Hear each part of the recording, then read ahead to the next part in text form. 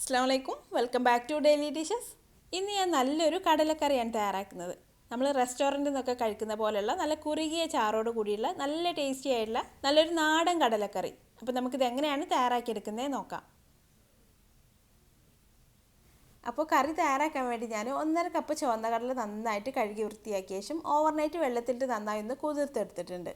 അപ്പോൾ ഇനി നമുക്ക് കറി തയ്യാറാക്കാൻ തുടങ്ങാം. ഞാനിപ്പോൾ കുക്കറിലാണ് കറി തയ്യാറാക്കുന്നത്. അപ്പോൾ കുക്കർ ചൂടാവാനായിട്ട് വെച്ച ശേഷം അതിലേക്ക് ഒരു 2 ടേബിൾ സ്പൂൺ വെളിച്ചെണ്ണ ഒഴിച്ചു കൊടുക്കാം. ഇനി വെളിച്ചെണ്ണ നന്നായിട്ടൊന്ന് ചൂടായി വന്നാൽ അതിലേക്ക് നമുക്ക് സവാള ചേർത്ത് കൊടുക്കാം. ഞാനിപ്പോൾ 2 സവാള ചേർത്ത് കൊടുത്തിട്ടുണ്ട്. ഇനി ഈ സവാള ഒന്ന് വഴറ്റിയെടുക്കണം. അപ്പോൾ സവാള പെട്ടെന്നൊന്ന് വഴന്ന് കിട്ടാൻ വേണ്ടി നമുക്കിതിലേക്ക് കുറച്ച് ഉപ്പും കൂടെ ചേർത്ത് കൊടുത്തിട്ട് വഴറ്റിയെടുക്കാം. ഞാനിപ്പോൾ ഇതിലേക്ക് കുറച്ച് ഉപ്പ് ചേർത്ത് കൊടുത്തിട്ടുണ്ട്. ഇനി നമുക്ക് ഈ സവാളയുടെ ഒരു പച്ചമണമൊക്കെ ഒന്ന് മാറി ചെറുതായിട്ടൊന്ന് കളർ മാറി വരുന്നവരെ ഒന്ന് വഴറ്റിയെടുക്കാം. ഇപ്പോൾ സവാളയൊക്കെ ഒന്ന് വഴന്ന് വന്നിട്ടുണ്ട്. ഇനി ഇതിലേക്ക് നമുക്ക് 1.5 ടേബിൾ സ്പൂൺ വെളുത്തുള്ളി ചതച്ചത് ചേർത്ത് കൊടുക്കാം. പിന്നെ 1 ടേബിൾ സ്പൂൺ ഇഞ്ചി ചതച്ചത്, പിന്നെ ഒരു 3-4 പച്ചമുളക്. ഇനി നമുക്ക് ഈ ഇഞ്ചിൻ്റെയും വെളുത്തുള്ളിൻ്റെയൊക്കെ ഒരു പച്ചമണമൊക്കെ ഒന്ന് മാറി വരുന്നവരെ നന്നായിട്ടൊന്ന് വഴറ്റിയെടുക്കാം. ഇപ്പോൾ ഇഞ്ചിയും വെളുത്തുള്ളിയൊക്കെ നന്നായിട്ട് വഴന്ന് അതിൻ്റെ ഒരു പച്ചമണമൊക്കെ ഒന്ന് മാറി വന്നിട്ടുണ്ട്. ഇനി ഇതിലേക്ക് നമുക്ക് മസാലപ്പൊടികളൊക്കെ ചേർത്ത് കൊടുക്കാം.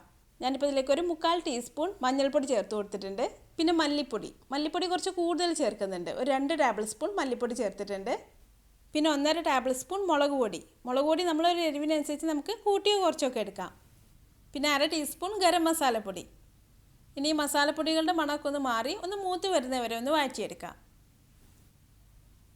ഇപ്പോൾ മസാലപ്പൊടികളൊക്കെ ഈ എണ്ണയിൽ കിടന്നൊന്ന് മൂത്ത് വന്ന് തുടങ്ങിയിട്ടുണ്ട്. ഇനി ഇതിലേക്ക് ഒരു തക്കാളി ചേർത്ത് കൊടുക്കാം. ഇനി ഈ തക്കാളിയും മസാലയിലിട്ടൊന്ന് വഴറ്റി കൊടുക്കാം. തക്കാളി വെന്ത് ഉടയേണ്ട ആവശ്യമൊന്നുമില്ല കേട്ടോ. ഈ തക്കാളിയുടെ ഒരു പച്ച ടേസ്റ്റ് ഒന്ന് മാറി കിട്ടിയാൽ മതി. പിന്നെ നമ്മൾ കുക്കർ അടച്ചു വെച്ച് വേവിക്കുമ്പോൾ തക്കാളിയൊക്കെ നന്നായിട്ട് വെന്ത് വന്നോളും. ഇപ്പോൾ തക്കാളി മസാലയിലിട്ടൊന്ന് വഴറ്റിയെടുത്തിട്ടുണ്ട്. ഇനി ഇതിലേക്ക് കടല ചേർത്ത് കൊടുക്കാം.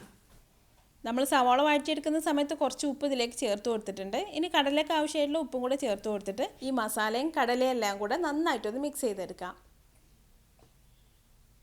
ഇപ്പോൾ മസാലയും കടലയും എല്ലാം കൂടെ നന്നായിട്ട് മിക്സ് ചെയ്തെടുത്തിട്ടുണ്ട്. ഇനി ഇതിലേക്ക് വെള്ളം ചേർത്ത് കൊടുക്കാം. കടലയ്ക്ക് കുറച്ച് അധികം വേവുള്ളതുകൊണ്ട് കടലയൊക്കെ വെള്ളത്തിൽ മുങ്ങി കിടക്കുന്ന രീതിയിൽ വെള്ളം ഒഴിച്ചു കൊടുക്കണം. ഇനി ഇതൊന്ന് തിളച്ച് വന്നാൽ നമുക്ക് കുക്കർ അടച്ച് വെച്ച് വേവിച്ചെടുക്കാം. ഒരു 5-6 വിസിലുകൊണ്ട് കടല നന്നായിട്ട് വെന്ത് വരും. പിന്നെ ചില കടലയ്ക്ക് കുറച്ചും കൂടെ വേവുണ്ടാവും. അപ്പോൾ നമുക്കൊരു 5-6 വിസിൽ വന്ന ശേഷം തീ ഓഫ് ചെയ്ത് നോക്കിയിട്ട് വെന്തിട്ടില്ലെങ്കിൽ പിന്നെ അതിനനുസരിച്ച് ഒരു 1-2 വിസിൽ വരുന്നവരെയും കൂടെ ഒന്ന് വേവിച്ചെടുക്കാം. നമ്മൾ വെച്ചിട്ടുള്ള കടല ഞാനിപ്പോൾ ഒരു 7 വിസിൽ വന്ന ശേഷം തീ ഓഫ് ചെയ്ത് വെച്ചിട്ടുണ്ട്. നന്നായിട്ടൊന്ന് ഇളക്കി കൊടുത്ത ശേഷം നമുക്ക് കടല വെന്തിട്ടുണ്ടോ എന്നൊന്ന് നോക്കാം. ഇതിപ്പോൾ നന്നായിട്ട് വെന്ത് വന്നിട്ടുണ്ട്. ഇതിലിപ്പോൾ ആവശ്യത്തിന് വേണ്ട കറിയും ഉണ്ട്. കറി കുറവാണെങ്കിൽ കുറച്ച് ചൂടുവെള്ളം ഒഴിച്ചിട്ട് നന്നായിട്ടൊന്ന് തിളപ്പിച്ചെടുത്താൽ മതി. ഇനി കൂടുതൽ വെള്ളം ഉണ്ടെങ്കിൽ കുറച്ച് സമയം തുറന്ന് വെച്ചിട്ടൊന്ന് വറ്റിച്ചെടുത്താൽ മതി. അപ്പോൾ നമുക്ക് ഈ കറി ഇപ്പോൾ നല്ല പാകത്തിന് കുറുകി കിട്ടിയിട്ടുണ്ട്. അപ്പോൾ ഇനി നമുക്ക് ഇതിലേക്കൊന്ന് താളിച്ചൊഴിക്കാം. അപ്പോൾ ഒരു പാത്രം ചൂടാക്കി എടുത്ത ശേഷം ഞാൻ ഇതിലേക്ക് കുറച്ച് വെളിച്ചെണ്ണ ചേർത്ത് കൊടുത്തിട്ടുണ്ട്. വെളിച്ചെണ്ണ നന്നായിട്ടൊന്ന് ചൂടായി വന്ന ശേഷം ഇതിലേക്ക് കടുക് ചേർത്തിട്ടുണ്ട്. 1 ടീസ്പൂൺ കടുക് ചേർത്തിട്ടുണ്ട്. ഇനി ഈ കടുകൊന്ന് പൊട്ടി വന്നാൽ നമുക്ക് ഇതിലേക്ക് കുറച്ച് ചെറിയുള്ളി ചേർത്ത് കൊടുക്കാം. ഞാനിപ്പോൾ ഒരു 5-6 ചെറിയുള്ളി വട്ടത്തിൽ കട്ട് ചെയ്ത് ചേർത്ത് കൊടുക്കുന്നുണ്ട്. ഇനി 2 വറ്റൽമുളക് ഒന്ന് പൊട്ടിച്ച് ചേർത്ത് കൊടുക്കാം. പിന്നെ കുറച്ച് കറിവേപ്പില. ഇനി ഇതിൻ്റെ കൂടെ വേണമെങ്കിൽ നമുക്ക് കുറച്ച് തേങ്ങാക്കൊത്തും കൂടെ ചേർത്ത് കൊടുക്കാം. ഞാനിപ്പോൾ തേങ്ങാക്കൊത്ത് ചേർത്തിട്ടില്ല. ഇനി നമുക്ക് ഈ ചെറിയുള്ളിയൊക്കെ നന്നായിട്ടൊന്ന് മൂത്ത് വരുന്നവരെ ഒന്ന് ഇളക്കി കൊടുക്കാം. ഇപ്പോൾ ചെറിയുള്ളിയൊക്കെ നന്നായിട്ട് മൂത്ത് നല്ലൊരു ഗോൾഡൻ കളറായി വന്നിട്ടുണ്ട്. ഇനി നമുക്കിത് കറിയിലേക്ക് ഒഴിക്കുക അല്ലെങ്കിൽ കറി ഇതിലേക്ക് ഒഴിക്കുകയോ ചെയ്യാം. ഞാനിപ്പോൾ തീ ഓഫ് ചെയ്ത ശേഷം കറി ഇതിലേക്ക് ഒഴിച്ചിട്ടുണ്ട്. ഇനി നമുക്കിതൊന്ന് ഇളക്കി കൊടുത്ത ശേഷം കുറച്ച് സമയം കറി ഒന്ന് മൂടി വെക്കാം. ഒരു 2-3 മിനിറ്റ് ഒന്ന് മൂടി വെച്ച് കൊടുത്താൽ നമ്മൾ ഈ താളിച്ചൊഴിച്ചതിൻ്റെ ടേസ്റ്റും മണമൊക്കെ കറിയിലേക്ക് നന്നായിട്ടൊന്ന് പിടിച്ചോളും. ഇപ്പോൾ നമ്മുടെ നല്ല കുറുകിയ ചാറോട് കൂടിയിട്ടുള്ള നല്ല ടേസ്റ്റി ആയിട്ടുള്ള കടലക്കറി റെഡി ആയിട്ടുണ്ട്. പുട്ടിൻ്റെ കൂടെ മാത്രമല്ല കേട്ടോ, എല്ലാത്തിൻ്റെ കൂടെ കഴിക്കാനും ഈ കറി നല്ല ടേസ്റ്റാണ്. അപ്പം നിങ്ങളിതുപോലെ തയ്യാറാക്കി നോക്കിയിട്ട് അഭിപ്രായം എന്നെ കമൻറ്റിലൂടെ അറിയിക്കാൻ മറക്കരുത്. നിങ്ങൾക്ക് എൻ്റെ വീഡിയോ ഇഷ്ടമായാൽ ലൈക്ക് ചെയ്യാനും ഷെയർ ചെയ്യാനും കമൻറ്റ് ചെയ്യാനൊന്നും മറക്കരുത്.